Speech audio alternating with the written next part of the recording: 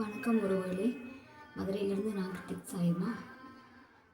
இன்றைக்கி நம்ம என்ன பண்ண போகிறோம் அப்படின்னு பார்த்தீங்கன்னா, சுண்டல் குழம்பு தான் வைக்க போகிறோம். இந்த சுண்டல் குழம்பு வைக்கிறதுக்கு என்னென்ன தேவையான பொருட்கள்னு பார்ப்போம். புளிக்குழம்பு மாதிரி வைக்காமல் கறி மசாலா மாதிரி பண்ண போகிறோம். அது எப்படி பண்ணுறதுன்னு பார்க்கலாங்களா? 200 கிராம் சுண்டல் எடுத்து ஊற வச்சு அதை குக்கரில் போட்டு வச்சுருக்கேன். தண்ணி ஊற்றி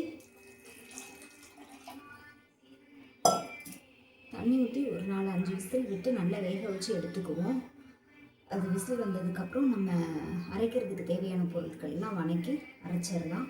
இப்போ குக்கரில் சுண்டல் போட்டு தண்ணி ஊற்றியாச்சு. நம்ம மூடி போட்டு 5 விசில் விட்டு எடுத்து பார்ப்போம்.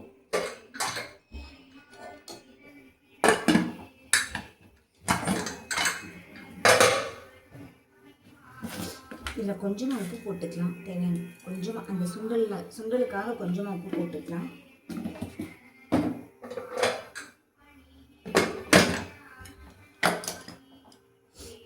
நாலு 5 விசில் வரட்டும். வந்ததுக்கப்புறமா நம்ம ஓப்பன் பண்ணி பார்க்கலாம். இது விசில் வர்றதுக்குள்ளே நம்ம வணக்கி அரைக்கிறதுக்கு தேவையான பொருட்கள் என்னென்னு பார்த்துடலாங்களா? சுண்டல் இப்போது விசில் 4-5 விசில் எடுத்து வச்சிருவோம். வணக்கலான்னு சொல்லியிருந்தேன். இப்போ சுண்டல் 4 விசில் 5 விசில் வந்துருச்சு, எடுத்து வச்சாச்சு. நம்ம வணக்கிறதுக்கு தேவையான பொருட்கள் என்னென்னு பார்த்துடலாங்களா?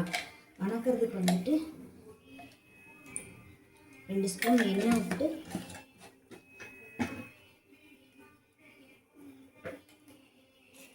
இதில் ஒரு துண்டு பட்டை,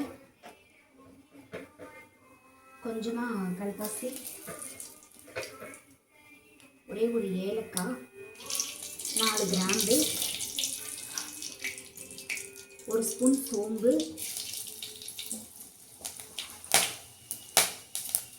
சீரகம் 1 ஸ்பூன். அச்சோ, கரண்ட்டு போயிடுச்சு. எட்டுக்குள்ள தெரியுதா என்னன்னு தெரியலையே. 1 ஸ்பூன் சோம்பு, 1 ஸ்பூன் சீரகம்,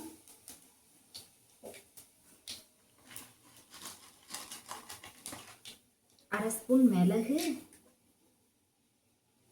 1 ஸ்பூன் கசகசா. இது எல்லாம் போட்டு லைட்டாக ஒரு வணக்கி விட்டுட்டு இதோட நம்ம வெங்காயம் 100 கிராம், சின்ன வெங்காயம் 100 கிராம் பக்கத்து வச்சுருக்கோம். அதை சேர்த்து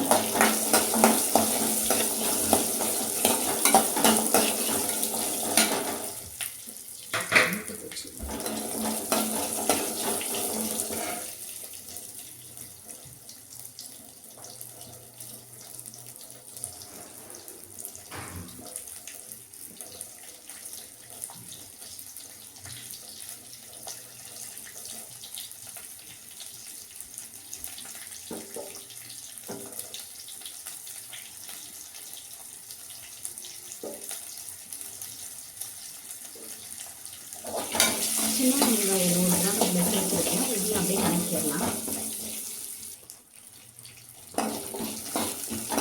கரண்ட்டு போயிடுச்சு. வெளிச்சதுக்காக மிளகு பொடி வச்சுருக்கேன். உங்களுக்கு தெரியுதா என்னன்னு தெரியல வீடியோ பார்க்குறவங்களுக்கு. இப்போ இதில் நம்ம என்னென்ன சேர்த்துருந்தோம்னா பட்டை, கிராம்பு, ஒரு ஏலக்காய், விளாந்து கல்பாசி, 100 கிராம் சின்ன வெங்காயம், சோம்பு 1 ஸ்பூன், சீரகம் 1 ஸ்பூன், மிளகு 1/2 ஸ்பூன், கசகசா 1 ஸ்பூன். இதுதான் சேர்த்துருக்கோம். இது கூட நம்ம பூண்டு சேர்த்துக்கலாம். 5 பல்லு பூண்டு, அதோட 1 இன்ச் அளவு இஞ்சி நறுக்கி வச்சுருக்கிறேன். அதையும் சேர்த்துக்குவோம்.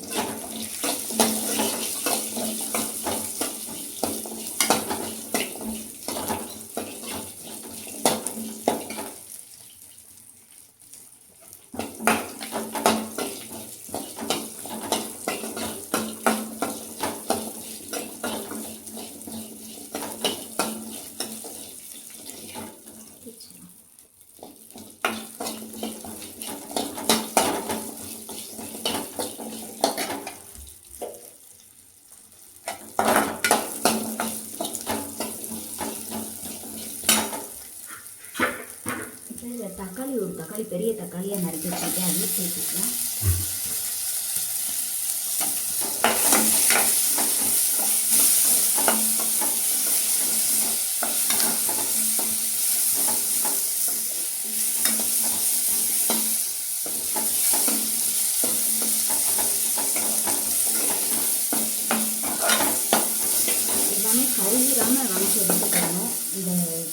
சீரகம் மிளகு இதெல்லாம் வந்து கரிஞ்சு போயிடாமல் பார்த்து அதை கவனமாக பார்த்து வதக்கி எடுத்துக்கோங்க. அப்படி ஒருவேளை உங்களுக்கு கருகிரும் அப்படின்றவங்க ஃபஸ்ட்டு எண்ணெயில் போடுறதுனால அப்புறம் இதெல்லாம் வணங்கி வர்றதுக்கு அது கருகிரும் அப்படின்னு நினச்சிங்கன்னா வெங்காயம் பூண்டு இஞ்சி தக்காளி இது வெங்காயம் பூண்டு இஞ்சி இது மூணையும் வணக்கிட்டு அதுக்கப்புறமா நீங்கள் பட்டை சோம்பு சீரகம் இதெல்லாம் போட்டு வணக்கிக்கலாம். அதெல்லாம் வந்து உங்களுக்கு ஓரளவுக்கு கருகள் ஆகாமல் இருக்கும். நம்ம தெரியல அதுக்கு மேலேயே வச்சுருக்கேன்.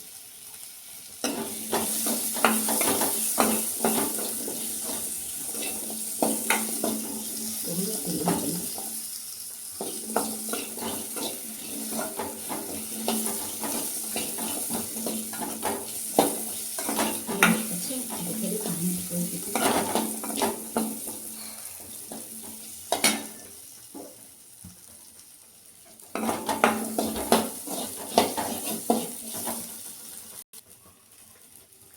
இப்போ இது வந்துட்டு தக்காளியும் நல்லா வணங்கிடுச்சு. இதில் வந்துட்டு நம்ம மிளகாத்தூள் சேர்த்துக்கலாம்.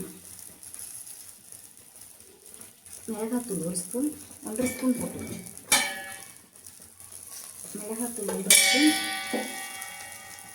மல்லித்தூள் 1 ஸ்பூன் போட்டு லைட்டாக வணக்கி விட்டு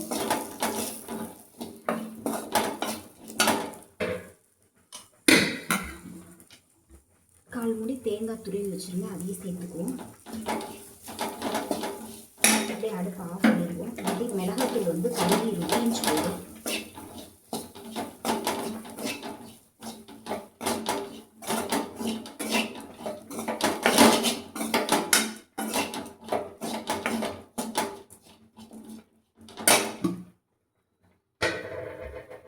அவ்வளோதான் உறவுகளே, குழம்புக்கு தேவையானதெல்லாம் வணங்கி எடுத்தாச்சு. இதை போய் நம்ம அரைச்சிட்டு வந்துடலாம். கரண்ட்டு போயிடுச்சு. எப்போ கரண்ட் வருதுன்னு தெரியலை. கரண்ட் வந்தோடனே நம்ம அரைச்சி குழம்பு தாளித்து ரெடி பண்ணிடுவோம். இப்போ இந்த இதில் நம்ம என்னென்ன சேர்த்துருக்கோம் அப்படின்னு பார்த்தீங்கன்னா பட்டை 1 துண்டு, 4 கிராம்பு, 1 ஏலக்காய், விளாண்டு கல்பாசி, சோம்பு 1 ஸ்பூன், சீரகம் 1 ஸ்பூன், 1/2 ஸ்பூன் மிளகு, கசகசா 1 ஸ்பூன், சின்ன வெங்காயம் 100 கிராம், 5 பல்லு பூண்டு, 1 இன்ச் அளவு இஞ்சி, தக்காளி 1 பெரிய தக்காளி, அது போக காரத்துக்கு வந்துட்டு 1.5 ஸ்பூன் மிளகாத்தூள், 1 ஸ்பூன் மல்லித்தூள் சேர்த்துருக்கு, 1/4 மூடி தேங்காய். இது எல்லாம் போட்டு வணக்கி எடுத்துருக்கோம். பார்த்துக்கோங்க. இதை வந்து அப்படியே நம்ம அரைச்சிட்டு வந்து தாளித்து விட்றதெல்லாம் தாளித்து விட்டு குக்கர்லேயே தான் தாளித்து விட்டு ஒரு விசில் விட்டு எடுத்தோன்னா குழம்பு ரெடி. இது கொதிக்க வச்சு தண்ணி கொதிக்க வச்சு எடுக்கலாம். டைம் ஆகும். குக்கரில் வச்சிட்டோம் அப்படின்னா சீக்கிரமாக நமக்கு வேலை முடியாது. கரண்ட் வந்தோடனே நான் அரைச்சி தாளித்து காமிக்கிறேன். அது வரைக்கும் வெயிட் பண்ணுவோம். இப்போ மசாலா வறுத்த மசாலா எல்லாமே நம்ம அரைச்சிட்டு வந்துட்டோம். கரண்ட் வந்துருச்சு. ரொம்ப நேரத்துக்கு அப்புறமா கரண்ட் வந்தது. வறுத்த மசாலா எல்லாத்தையும் அரைச்சி எடுத்துகிட்டு வந்துட்டோம் நல்லா நைஸாக. இப்போ தாளித்து விட்டுறலாங்களா? ஆமாம் தம்பி, கரண்ட்டு போச்சு. அதோட இந்த இதில் முட்டுனா தெரியாமல் இருட்டுக்குள்ளே தலை வலி. என்ன சொல்கிறேன்னு எனக்கு இது ஒரு இருட்டு. இது நேரம் கரண்ட் போயிடுச்சு சாமி. சரி, இந்த மிளகுதிரியை வச்சு தான் வணக்கினேன். நீங்கள் வர டைம் ஆயிடுச்சுன்னா என்ன செய்யணும்?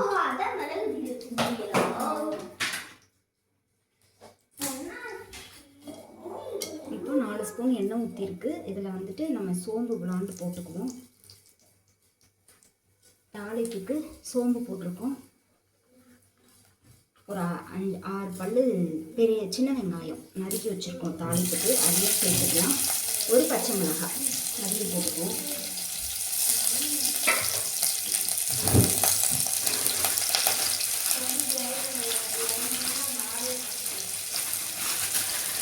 டைம் ஆயிடுச்சுப்பா. சண்டை போட்டுக்காம டக்குன்னு கிளம்ப பாருங்க சாமி.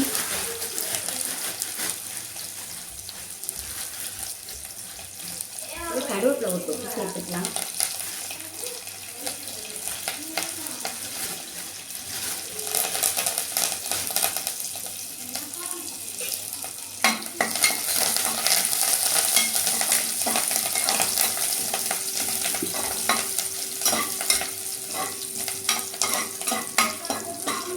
நல்லா வணங்கிடுச்சு.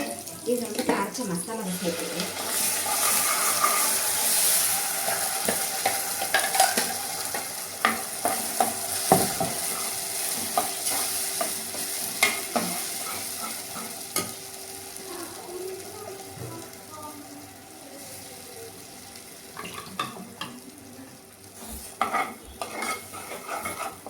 நல்லா அந்த வணக்கின வெங்காயத்தோடு சேர்த்து நல்லா ஒரு கலக்கி விட்டு சுண்டல் வந்துட்டு வேக வச்சு எடுத்து வச்சுருக்கோம் பார்த்தீங்களா, அதையும் அதோடு சேர்த்துடலாம்.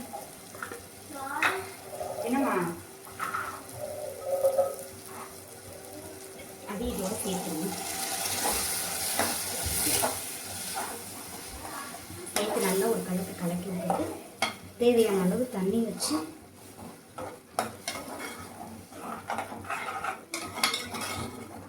நல்லா கலக்கி விட்டாச்சு. தேவையான அளவு தண்ணி வச்சிடலாம்.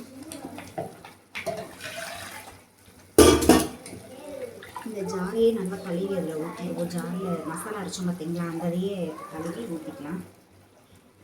நமக்கு ஏற்கனவே சுண்டலில் வேக வச்ச தண்ணியும் இருக்குது, அரைச்ச அந்த தண்ணியும் இருக்குது. இப்போ இந்த ஜாரை வந்து கழுவி ஊற்றிருக்கோம். இதில் நான் வந்து அதிகமாக சேர்க்கறது என்னென்னா அரிசி களைஞ்ச தண்ணியை தான் நான் சேர்க்கணும் பார்த்துக்கோங்க. காய்க்குனாலும் சரி குழம்புக்குனாலும் சரி எல்லாத்துக்குமே அரிசி களைஞ்ச தண்ணியை தான் நான் சேர்த்துக்கிறேன்.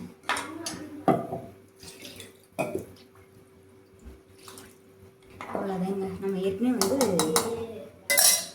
உப்பு சுண்டலில் வந்து உப்பு போட்டிருந்தோம், அதனால இப்போ வந்து அளவாக கொஞ்சமாக மட்டும் உப்பு போட்டுக்கலாம்.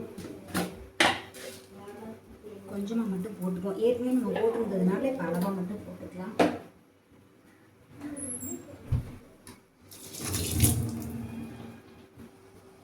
இப்போ நம்ம எல்லாமே போட்டோம் பார்த்தீங்கன்னா, தேவையான அளவு உப்பும் போட்டோம். ஒரு கைப்பிடி கொத்தமல்லி அதையும் தூவி, ஒரு 3 கொத்து கொத்தமல்லின்னு வச்சுக்கோங்களேன், அதையும் தூவி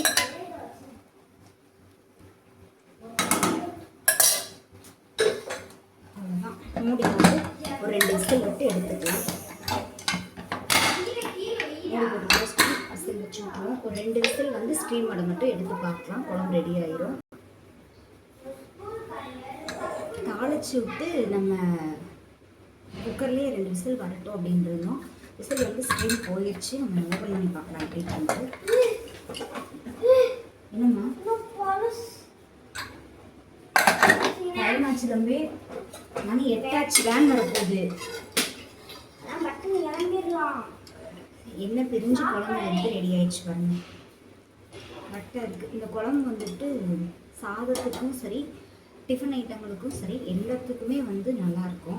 ஒரு தடவை ட்ரை பண்ணி பாருங்கள், கண்டிப்பாக உங்களுக்கு பிடிக்கும். இந்த மாதிரி வைக்கிறது புளிக்கரைச்சி ஊற்றி புளிக்குழம்பு மாதிரி வைக்காமல் இந்த மாதிரி மசாலாலாம் வறுத்து அரைச்சி போட்டு வச்சு பார்த்தீங்கன்னா அது ஒரு டேஸ்ட்டாக கறிக்குழம்பு வாசம், கறிக்குழம்பு டேஸ்ட்டுக்கு வரும் பார்த்துக்கோங்க. அது நல்லாயிருக்கும். இட்லி தோசை சப்பாத்தி பொதுவாகவே டிஃபன் ஐட்டத்துக்கு எல்லாத்துக்குமே நல்லாயிருக்கும், சாதத்துக்கும் நல்லாயிருக்கும் பார்த்துக்கோங்க. இப்போ நான் டிஃபன் ஐட்டத்துக்கு சாதத்துக்கு எல்லாத்துக்கும் சேர்த்து தான் இதை பண்ணியிருக்கேன். இப்போ நல்லா குழம்பு வந்து வெந்து அந்த எண்ணெயெல்லாம் பிரிஞ்சு எப்படி இருக்குன்னு பாருங்கள். இதில் வந்து கொஞ்சமாக கொத்தமல்லி மட்டும் தூவி அவ்வளோதான் இறக்கிடுவோம். கொத்தமல்லி மட்டும் தூவி இறக்கிடுவோம். அவ்வளோதான், வேலை முடிஞ்சிச்சு. தம்பி உங்களை ஸ்கூலுக்கு கிளம்பிட்டாங்க, சாப்பிட கொடுத்துருவோம். என்னம்மா? ஆ ஆ பாரு, நல்லா பாரு.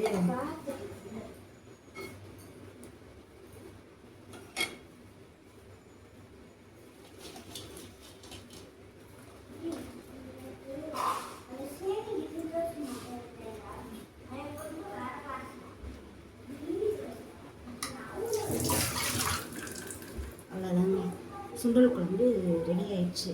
இது வந்து என்னோட பக்குவத்தில் பண்ணியிருக்கிறேன், ரெடி ஆயிடுச்சு. அது தொட்டுக்க வந்து மீன் மேக்கர் தான் பொரிச்சிருக்கிறேன். 65 மாதிரி பொரிச்சிருக்கிறேன் தொட்டுக்கிறதுக்கு. சுண்டல் குழம்பும் ரெடி, காய்க்கு மீன் மேக்கரும் ரெடி. இந்த வீடியோ பிடிச்சிருந்துச்சுன்னா லைக் பண்ணுங்கள், ஷேர் பண்ணுங்கள், சேனலை சப்ஸ்கிரைப் பண்ணிக்கோங்க, கமெண்ட் பண்ணுங்கள்.